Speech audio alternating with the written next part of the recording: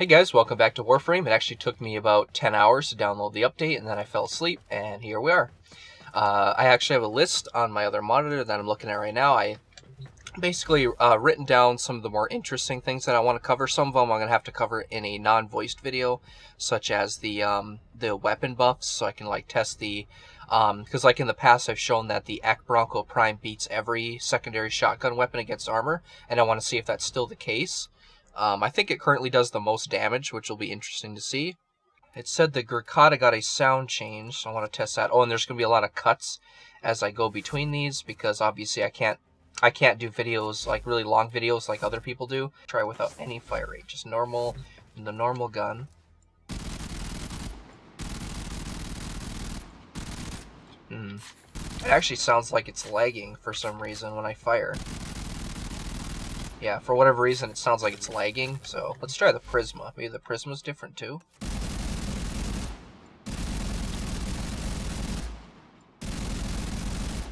Yeah, I can't tell. I hate myself because I'm not sure if Digital Extremes mentioned, like last time, what weapons they're going to buff, but I didn't record a before footage, so unfortunately I can't do my thing where I show the weapon before and after the buff, which was really handy to have. Added muzzle flash to shotgun, so this will be interesting. Let's try Sobek. Okay, yeah, it's got the little flash now. Okay, so it's not too bad. I was thinking when they said that it was going to be blinding. New blood effects when you shoot or slash your enemies is now when you spawn an enemy, it says one enemy spawned or whatever at the top. It's a little annoying, means I have to wait a little while for that to go away. But new blood effects. I don't look like blood. Okay, it kind of does. It looks gray to me. So what about slashing? Okay, I guess I can kind of see it. Yeah, another interesting thing is removed ability to mark Fionntan stars since they would automatically generate a marker. That's actually negative because what if there's two stars on a map? One of them's blue, one of them's orange, and your buddy only wants orange ones. Now you can't directly mark it. You have to put a waypoint next to it, which is kind of silly. Polished multiple agile and noble animations for various weapons. I'm not sure which weapons they're talking about. I might look in that later.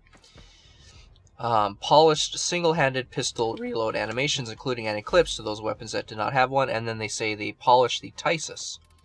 Polished the Tysus weapon. Does that mean this one's changed then?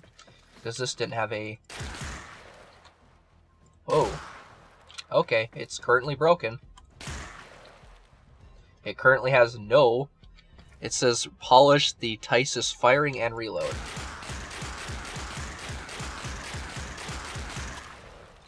I don't notice anything different. There's a few other changes I'll want to look at. Is enemy units start getting easy and get tougher towards the end of missions when more enemies are killed, like in Exterminates. That was already a thing. They already got a little bit more difficult, and especially in defense. They say enemy types start getting easy. They start easy and they get tougher with each console defended.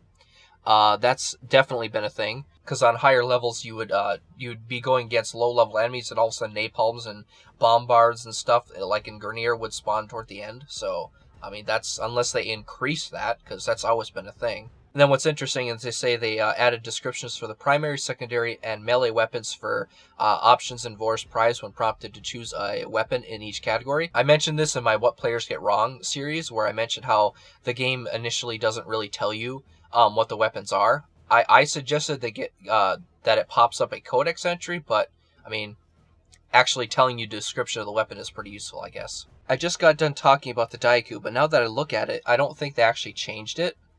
They said they changed the physical damage split from 20% impact, 60% puncture, and 20% slash. That's what it is now. That's why slash and impact are both 100. To 40% impact, 55% puncture, and 5% slash. So the slash damage should be lower. That hasn't happened yet. So I was going to talk about how with this Riven mod and Fang Fuselage currently, this is better than the Dread, because I can proc slash almost every single time I charge and hit the bow, and they deal a ton of damage.